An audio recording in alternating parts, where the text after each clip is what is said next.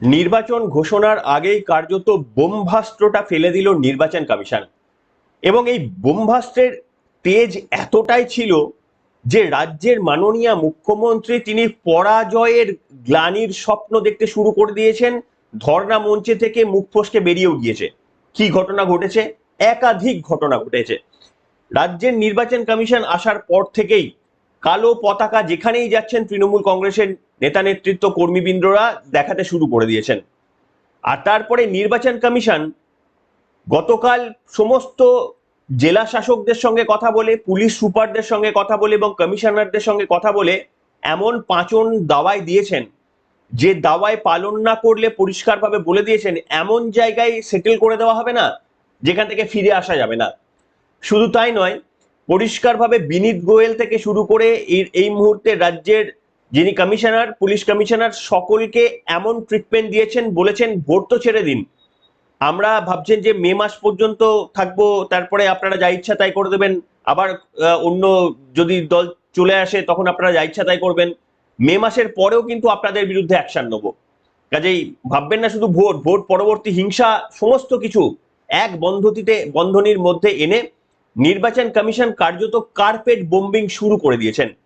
আর দোষটা একটু কড়া হয়ে গিয়েছে, জানেন তো, দোষটা এতটাই কড়া হয়ে গিয়েছে, রাজ্যের মাননীয় মুখ্যমন্ত্রী এই সমস্ত বক্তব্যগুলো একদিকে মঞ্চের ওপর থেকে উল্লেখ করলেন, আর তারপরেই তিনি বললেন যে ওরা ইভিএম এ কারচুপি করবে। মানে ঠিক যেমন হারের মুখে যে কোনো রাজনৈতিক দল ইভিএম কে দোষ দেয়, বিশেষ করে কংগ্রেস, মমতা বন্দ্যোপাধ্যায় বুঝে গিয়েছেন যে এবারে এখন থেকেই যদি দোষ না দিই তাহলে মানে আত্মবিশ্বাসটা আমি আমারটাই হারিয়ে ফেলবো। আজকে ব্যাখ্যা করব, দেখাবো, সবকিছু করব, কিন্তু অভূতপূর্ব একটা ভিডিও দেখিয়ে আজকে পর্ব শুরু করব। আসুন আমার সঙ্গে চলুন, পুরো পর্বটা দেখুন। নমস্কার, welcome to simple as a বিষয়, আপনাদের সকলকে স্বাগত জানিয়ে শুরু করছি একটি বিশেষ পর্ব। যদি ভালো লাগে দয়া করে চ্যানেলটিকে যদি সাবস্ক্রাইব করেন তাহলে আমরা একটু উদ্বুদ্ধ হই। আমি এই সমস্ত আলোচনা আপনাদের সামনে প্রত্যেকটি পয়েন্ট টু পয়েন্ট দেখাবো, কিন্তু তার আগে একটা দারুণ একটা জিনিস আমি নোটিশ করেছি। আমি জানি না দ্বিতীয় কোনো চ্যানেলে আপনি দেখবেন কিনা। এই ধর্ণা রঙ্গমঞ্চ বলবো না ধর্ণা মঞ্চ বলবো, ধর্ণা মঞ্চই বলি। এই ধর্ণা মঞ্চে অভিষেক বন্দ্যোপাধ্যায় তো বললেন দিদি 4 দিন হলো, এবারে আপনি ধর্ণাটা তুলে নিন, আপনার বয়স হয়েছে। জানি না মমতা বন্দ্যোপাধ্যায় কি সিদ্ধান্ত নেবেন, সেটা আলাদা ব্যাপার। কিন্তু মমতা বন্দ্যোপাধ্যায় তো মাইক হাতে যদি পান, তিনি কি বলেন সেই শব্দ বাংলা অভিধানের মধ্যে রয়েছে কিনা, সেই শব্দ দিয়ে কোনো বাক্য রচনা করলে বাক্যর মানে দাঁড়াচ্ছে কিনা, এইসব তার পরোয়া করার প্রয়োজন নেই। তার কারণ তিনি মনে করেন মুখ্যমন্ত্রীর চেয়ারে বসেছেন, তিনি যা ইচ্ছা তাই বলতে পারেন আর মানুষকে শুনতেও হবে। যাই হোক, মুখ্যমন্ত্রী একটা জায়গায় বললেন যে তার কাছে নাকি খবর আছে যে কোনো মিলিটারি ক্যাম্পে বা এরকম সেনাবাহিনীর ক্যাম্পে নাকি সেখানেও ওই বিজেপির কিছু কাজকর্ম হচ্ছে। এরা অতীতেও তিনি এই বক্তব্য বলেছেন। তিনি যখন এই বক্তব্য বলছেন, এক্স্যাক্টলি ক্যামেরার পজিশনটা এমন ছিল যে অভিষেক বন্দ্যোপাধ্যায়কে পেছন থেকে দেখা যাচ্ছিল। অভিষেক বন্দ্যোপাধ্যায় এটা বুঝতে পেরেছেন যে কেন্দ্রীয় বাহিনীকে নিয়ে আক্রমণ করা না সাধারণ মানুষ কোনোভাবেই ভালো চোখে নেন না। অভিষেক বন্দ্যোপাধ্যায় ঘাটটাকে নাড়ছেন। মমতা বন্দ্যোপাধ্যায় যখনই এই বক্তব্য বললেন, অভিষেক বন্দ্যোপাধ্যায়ের তো আর কিছু বলার নেই, সুপ্রিমো বলছেন, অভিষেক বন্দ্যোপাধ্যায় নিজেই ঘাটটাকে এরকম করে নাড়ছেন। মানে মমতা বন্দ্যোপাধ্যায়ের কথা ডিনাই করতে বাধ্য হচ্ছেন অভিষেক বন্দ্যোপাধ্যায়। হয়তো কোনো চ্যানেল দেখাবে না, আমি শুরু করি এটা দেখিয়ে। মহাত্মা গান্ধীজিকে খুন করার জন্য 3টে বুলেট ফায়ার করেছিল, আর আজকে গণতন্ত্রকে ফায়ার করার জন্য এক তো এনআরসি, এক তো স্যার, ইয়েস স্যার, আর একটা হচ্ছে কে, সাথে আছে ইডি, সাথে আছে সিবিআই, এমনকি army headquarter. I am sorry to say, I have a great regards for them. কোথাও সেখানেও পার্টি অফিস বানিয়েছে, তাই কোথাও সেখানেও পার্টি অফিস বানিয়েছে। তাই দেখলেন, বুঝতে পারছেন? দেখুন, মিলিটারি এটা অন্য, এদেরকে রাজনীতির আঙিনায় নিয়ে আসা উচিত নয়। তবে মুখ্যমন্ত্রীর নাম মমতা বন্দ্যোপাধ্যায়, তিনি রাজ্যপাল রাষ্ট্রপতিকে নিয়ে চলে এসেছেন। দেশের প্রধানমন্ত্রী তো ছাড়ুন, তো কোমরে দড়ি বেঁধে ঘোরানোর পাত্র। এমনকি এরকম আর কি, এবার সেনাবাহিনীরা তো সবসময় তাকে দেখে ভয়ে পালিয়ে যান, এই সমস্ত রয়েছে। তো এই পরিস্থিতিতে অভিষেক বন্দ্যোপাধ্যায় পর্যন্ত বুঝতে পারছেন এটা বিপরীতে চলে যাচ্ছে। যাই হোক, আমি এবার আলোচনায় আসি যে গতকাল নির্বাচন কমিশনের এমন কিছু দাওয়াই দেওয়া হয়েছে না, যে দাওয়াইগুলো কার্যত হজম করতে পারেনি তৃণমূল কংগ্রেস। নির্বাচন কমিশনের তরফ থেকে বলা হয়েছে যে আপনারা ভাবছেন যে এই তো মেতে ভোট হয়ে যাবে, এপ্রিলে ভোট হয়ে যাবে, হয়তো মের মধ্যে সরকার গঠন হয়ে যাবে, ব্যাস তারপরে তো আবার যে ক্ষমতায় আসবে তার হাতে শাসন ক্ষমতা চলে যাবে, আপনারা শুধুমাত্র এখন কারচুপি করবেন, পরে বেঁচে যাবেন। প্রথমত তিনি বলেছেন আমাদের কাছে সমস্ত ডিজিটাল ফুটপ্রিন্ট রয়েছে, আপনারা যা যা করেছেন এসআর প্রক্রিয়াতে, আপনারা এখন যা যা করছেন বা যা যা করবেন সবগুলো ডিজিটাল ফুটপ্রিন্ট রয়েছে, মানে এভিডেন্স রয়েছে তাদের কাছে। আপনাদের কোনো গাফিলতির দায় নির্বাচন কমিশন নেবে না।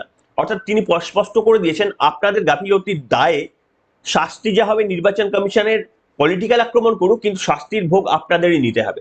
আর যদি ভাবেন মে মাসটা পেরিয়ে যাবার পর আপনারা বেঁচে যাবেন, তাহলে বলি মে মাসের পরেও আপনাদের এমন জায়গায় গ্যারেজ করা হবে সেখান থেকে আপনারা নড়তেও পারবেন না, এই রকম ভাষায় কিন্তু বলেছেন। আর এই বলার পর অভিষেক বন্দ্যোপাধ্যায়, মমতা বন্দ্যোপাধ্যায় রেড়ে করে উঠেছেন। মমতা বন্দ্যোপাধ্যায়ের বক্তব্যটাই শোনাই, শুনুন। Strong vanishing powder. আজকেও আমি শুনলাম অফিসারদের মিটিং করে বহু থ্রেট করা হয়েছে, শুধু এখন অ্যাকশন নেবে তা নয় যদি ওনার কথা না শোনে, মানে ভ্যানিশিং পাউডার। মে মাসের পরেও নাকি উনি অ্যাকশন নেবেন। আমি বলি সাহস থাকা ভালো, কিন্তু দুঃসাহস থাকা ভালো না। মনে রাখবেন মে মাসের পরে আপনি থাকবেন তো আপনার চেয়ারে, আগে সেটা ঠিক করুন, তারপরে বাংলার অফিসারদের থ্রেট করবেন, বাংলার মানুষকে থ্রেট করবেন। শুনলেন? দেখুন, এইটাই প্রথম পদক্ষেপ হওয়া উচিত। আমি আপনাদের সামনে বলেছি যে আমরা এক্সপেক্ট করি যে রাষ্ট্রপতি শাসন, বিশ্বাস করুন মমতা বন্দ্যোপাধ্যায়কে এতটা হ্যান্ডেল করা ইজি হলে না, মানে অনেকটা সচিনের ব্যাটের মতো, ধর শোয়েব আক্তারকে মারতে পারছে না, ধর এই বলটা তো একেবারে স্ট্রেটে লং অফ দিয়ে 6 হয়ে যায়। ব্যাপারটা একটা ঠিক আছে, আমাদের মন্তব্য আমরা করতে পারি, কিন্তু মাঠের ব্যাপারটা ওরকম নয়। মমতা বন্দ্যোপাধ্যায়কে খেলাটা এত ইজি নয়। দেখতে পেলেন তো, রাষ্ট্রপতিকে তিনি ছাড়েন না। তিনি বলছেন একটা কমিউনিটি 1 সেকেন্ড লাগবে তো তোমাদের 12টা বাজিয়ে দিতে। সে এইরকম একজন নেত্রীকে খেলাটা এত ইজি নয়। দ্বিতীয়, আমি আপনাদের সামনে এখানে মমতা বন্দ্যোপাধ্যায় এই ঘটনায় যে মারাত্মক আতঙ্কিত, মারাত্মক যে তিনি ভয় পেয়ে গিয়েছেন, তিনি পরাজয়টা কার্যত চোখের সামনে যে দেখতে পাচ্ছেন, একটা উদাহরণ দিচ্ছি। তিনি মঞ্চের ওপর থেকে যখন জ্ঞানেশ কুমার এই বক্তব্যগুলো শুনলেন, বললেন, পুলিশ অফিসার বা আধিকারিকদের বলেছেন নিরপেক্ষভাবে কাজ করতে হবে, কোনো রাজনৈতিক দলের তাবেদারি করা চলবে না, এই সমস্ত, মানে শব্দটা বলেননি, এই রকম যখন তার বডি ল্যাঙ্গুয়েজ, তখন মমতা বন্দ্যোপাধ্যায় বলছেন 3টে ফর্মুলা, কি সব বললেন, ওই 3টে ফর্মুলা আপনাকে শোনাবো, শুনে নেবেন, যার মাথা মুন্ডু কিছুই হয় না। আর তারপর তিনি বললেন যে এবারে ওরা ইভিএম এ কারচুপি করবে, আমার কাছে খবর আছে ইভিএম এ কারচুপি করবে, এক। দ্বিতীয় বলছেন দেখবেন যেদিন রেজাল্ট বা কাউন্টিং এর দিন রেজাল্ট বেরোবে, দেখবে প্রথমে বিজেপির নামগুলো বেরোতে থাকবে, মানে তিনি বলছেন বিজেপি জিততে থাকবে, এটা প্রথমে আভাস পাবেন। মমতা বন্দ্যোপাধ্যায় কোথাও গিয়ে বুঝতে পেরেছেন মাটিটা সরে গিয়েছে। বিশেষ করে এই রকম টিএন সেশনের মতো একজন নির্বাচন কমিশনার এরকম যদি চলে আসে, আর একজন রাজনৈতিক নেতৃত্ব শুধুমাত্র দুর্নীতিকে ভর করে, শুধুমাত্র ভুয়ো ভোটারদের ভর করে যদি ক্ষমতায় থাকে, তার তো ভয় লাগবেই। কি বলেছেন শুনুন মমতা বন্দ্যোপাধ্যায়। এজেন্সি দিয়ে এখানে এসেছিলেন কাগজ বিলি করতে কেন? আমার ভাবছেন তৃণমূল কংগ্রেসের লোকেরা বা সাধারণ মানুষ আপনাদের মিটিংয়ে যাবে? 3টে এসেছিলেন, হাতে নাতে তো ধরা পড়েছেন। এদের প্ল্যান 1 হচ্ছে ভোটার কাটা, প্ল্যান 2 হচ্ছে ভোট পর্যন্ত কাটবে, প্ল্যান 2 হচ্ছে ইভিএম মেশিন কারচুপি। আমি অলরেডি খবর পেয়েছি এবং তার প্রিকশন আমরা নেব, খুব সিরিয়াসলি দেখতে হবে। নাম্বার 3, ভোটগুলো যখন দেখবেন কাউন্টিংয়ে বেরোবে, আমি আগে থেকে বলে দিই, সতর্ক করে দিই, বিজেপির সিটগুলো আগে দেখাবে, আমাদেরটা পরে দেখাবে, যাতে মানুষের কাছে ভুল বার্তা যায় আর অফিসারদের ম্যানেজ করতে পারে, ম্যানিপুলেট করতে পারে, যাতে তারা ভয় পায়। শুনলেন, আতঙ্কটা স্পষ্ট, চোখে মুখে মমতা বন্দ্যোপাধ্যায়ের আতঙ্কটা স্পষ্ট। এই আতঙ্কটা আমাদের জন্য, পরিবর্তনকামী মানুষের জন্য এটা কিন্তু স্বস্তি। মমতা বন্দ্যোপাধ্যায় ভোটের রাজনীতিতে যতটা আতঙ্কগ্রস্ত থাকবেন, পরিবর্তনকামী পশ্চিমবঙ্গের প্রত্যেকটি মানুষের স্বস্তি নিয়ে আসবে।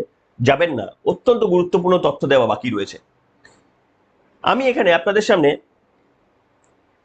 প্রথম যে গতকাল যে খবরটা নিয়ে একেবারে হইচই হয়ে গেল, আমি তো একজন মেয়ে, আমাকে বলছে ডোন্ট শাউট।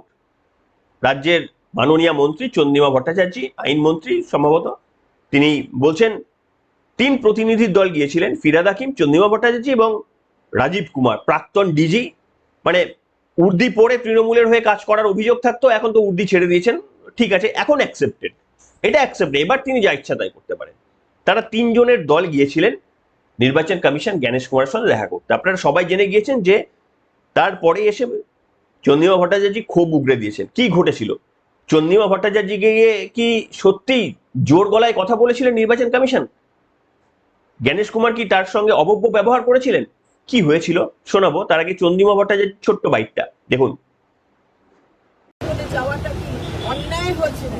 আমাদের রাইট আছে সুপ্রিম কোর্টে যাওয়ার, তার জন্য আমরা গেছি। আমি একজন মহিলা, আমাকে বলছে ডোন্ট শাউট। আমি বললাম কিভাবে বলছেন আপনি?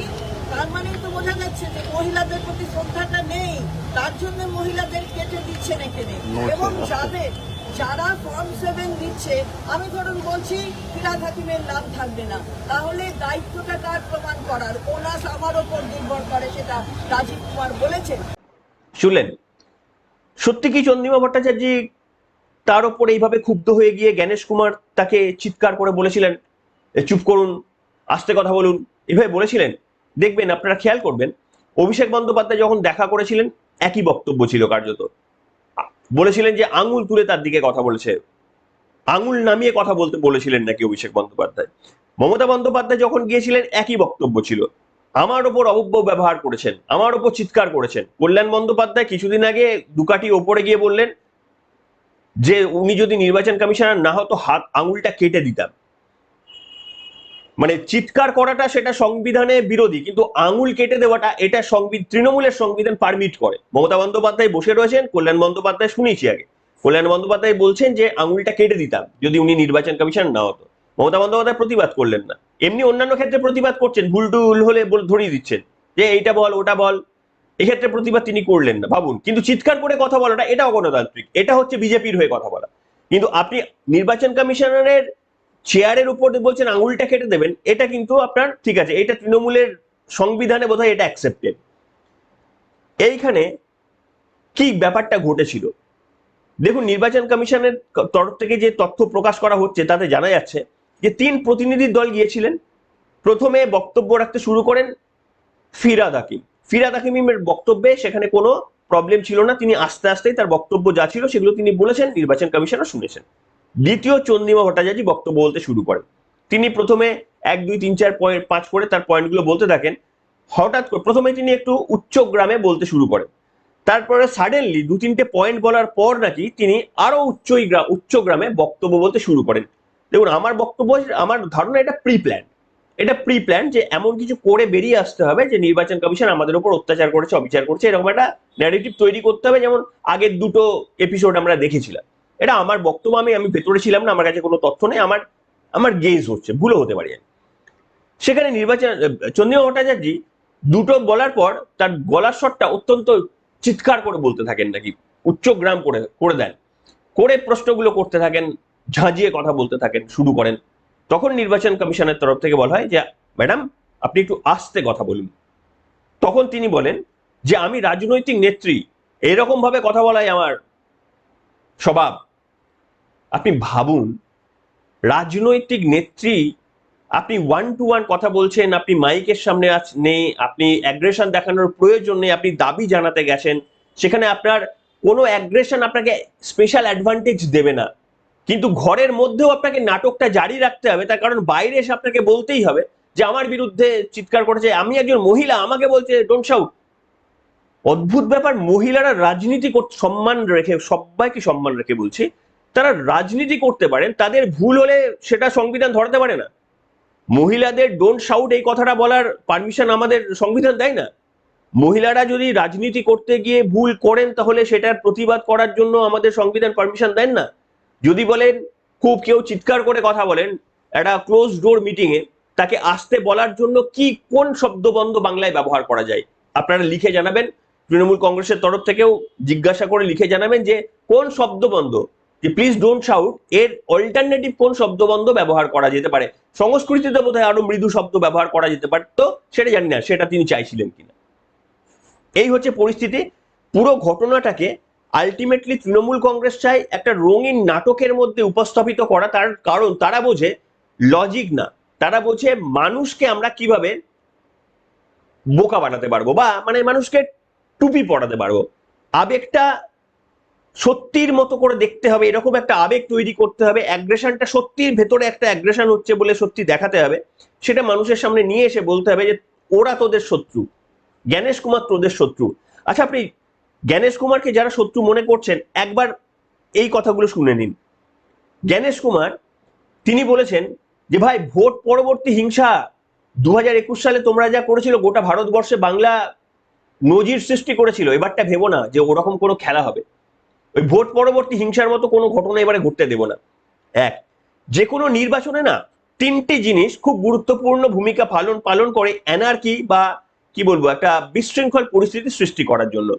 এক হচ্ছে টাকা, এক হচ্ছে হাতিয়ার বন্দুক পিস্তল, আর এক হচ্ছে ওই মদ গাঁজা এই সমস্ত। গতকাল নির্বাচন কমিশন আমাদের প্রাক্তন সিপি পুলিশ কমিশনার বিনীত গোয়েল, যাকে শিরদাঁড়া উপহার দেওয়া হয়েছিল, তার শিরদাঁড়াটা এখনো তিনি লাগিয়েছেন না, এখনো ভঙ্গুর অবস্থায় আছে জানি না, তবে তিনি বেশিক্ষণ চেয়ারের ওপর দাঁড়িয়ে কিছু একটা বলার চেষ্টা করলে নির্বাচন কমিশন বলেন আপনি বসুন, সব জানি আমি। তাকে ধমক দিয়ে বসিয়ে দেয়, বলে আমরা সব জানি, আপনাকে কিছু বলতে হবে না, আপনি কি করেন না করেন সব জানি আমরা। সমস্ত তথ্য কালেক্ট করে নিয়ে নির্বাচন কমিশনার এসেছিল। তিনি বলেন যে প্রত্যেকটি রাজ্যে নার্কোটিক অ্যাডভাইজারি কমিটি রয়েছে, আপনাদের রাজ্যে নার্কোটিক অ্যাডভাইজারি কমিটি কোথায়, কেন তৈরি করেননি? নার্কোটিক অ্যাডভাইজারি কমিটি কিছু একটা বলতে যান, তখন বিনীত গোয়েল তাকে বলেন আপনি চুপ করে বসুন, সবটা জানি আপনারা কি করছেন, চুপ করে বসুন এখানে, বলে বসিয়ে দেন তাকে ধমক দিয়ে। এরপরে তিনি বলেন যে সমস্ত যে বন্দুক পিস্তল হাতিয়ার রয়েছে এগুলোকে সব বাজেয়াপ্ত করুন। এই বাজেয়াপ্ত যদি না করেন আর এগুলো যদি ধরা পড়ে, এই প্রত্যেকটি দায় এবং দায়বদ্ধতা আপনাদের। ভাববেন না 2021-এর মতো খোলা ছাড় আপনাদের এবারে আর দেওয়া হবে।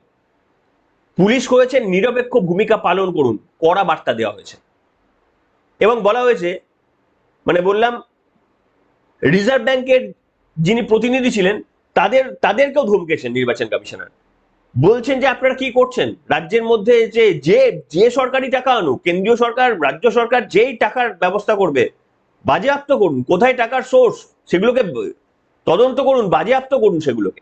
রিজার্ভ ব্যাংকের প্রতিনিধিদের কড়া নির্দেশ দিয়েছে। অর্থাৎ তিনটি বিষয়, বন্দুক মানে হাতিয়ার, দ্বিতীয়ত হচ্ছে নার্কোটিক ডিপার্টমেন্ট, তৃতীয়ত হচ্ছে টাকা, তিনটি বিষয়ের জন্য একেবারে কড়া নির্দেশিকা দিয়ে দিয়েছে নির্বাচন কমিশনার। তিনি বলেছেন যে কি করে নির্বাচন করাতে হয় এই প্রত্যেকটি স্টেপ আমার জানা রয়েছে। পশ্চিমবঙ্গের মতো রাজ্যে কিভাবে সুষ্ঠুভাবে নির্বাচন করাতে হয় আমরা ভালো করে জানি। এই জ্ঞানেশ কুমারকে আপনারা বিরোধিতা করছেন, যে জ্ঞানেশ কুমার আপনার গণতান্ত্রিক অধিকারটা একটি জায়গায়, আপনার পছন্দ মতো জায়গায় দেওয়ার জন্য পরিস্থিতি তৈরি করে দিচ্ছে, আপনি তার বিরোধিতা করছেন। এটা তো নিজের কবর নিজে খুঁড়ছেন মশাই। এইটুকু তো জ্ঞান বিচার বুদ্ধি আপনার হওয়া উচিত, যদি না কোনো আনুকূল্য ওই বিশিষ্ট কবি, বিশিষ্ট গায়ক, বিশিষ্ট টলিউড অভিনেতা অভিনেত্রী এরকম অনেকের মতো করে বেশ কিছু আনুকূল্য আপনাদের ভাগ্যেও না জুটে থাকে, তাহলে তো আপনাদের মানে প্রতিবাদ করা, মানে এখানে তো প্রতিবাদ করার কিছু নেই, আপনাদের তো সমর্থন করা উচিত। আপনার ভোটাধিকার রক্ষার নামে যে ধর্ণা মঞ্চ করা হয়েছে, তারা কি আপনার ভোটাধিকার রক্ষা করার চেষ্টা করছে, নাকি যে কোনো কারণে যাদের নামগুলো বাদ চলে গিয়েছে তারা প্রমাণ দিতে পারেনি, তাদের মধ্যে ডেফিনেটলি ভুল হয়েছে, সেই ভুলগুলোর জন্য তারাই দায়বদ্ধ তারা। সেই জায়গায় বসে আজকে নির্বাচন কমিশনের অসাধারণ পদক্ষেপ। তবে সুপ্রিম কোর্টে আজকে মানে যখন হয়তো খবর শুনছেন জানি না, তখন হয়তো সুপ্রিম কোর্টে শুনানি হয়ে গিয়েছে বা হবে, বা রেজাল্ট চলে এসেছে। সুপ্রিম কোর্ট পশ্চিমবঙ্গের ভাগ্য নির্ধারণ করে দেবে আমার বিশ্বাস রয়েছে। তবে বিশ্বাস করুন, আর বাকিটা বললাম না, বলা চলে না বলে বললাম না, বাকিটা আপনারাই বুঝতে পারছেন। এনিওয়ে, আমরা পশ্চিমবঙ্গবাসী হিসাবে পশ্চিমবঙ্গের মঙ্গল কামনাই করব। আপনাদের কর্তব্যটা না পালন করতে হবে সবাইকে, আপনাদের, আমাকে, আমার পরিবারকে, আপনার পরিবারকে, এটা করতে হবে। ইংরেজরা না ওই 2-4 জন শুধু মিলে ইংরেজদের নাড়ানো যায়নি, রাস্তায় নেমেছিল সবাই। রাস্তায় নামার প্রয়োজন নেই, নিজের গণতান্ত্রিক অধিকারটা না ঠিক ভেবে ঠিক জায়গায়, আপনার পছন্দ, যাকে খুশি যাকে ইচ্ছা আপনার, কিন্তু সেই বিবেচনাটা পড়াশোনাটা করে তারপরে যাবেন, এইটুকুই শুধু আবেদন। এখনকার মতো এখানেই।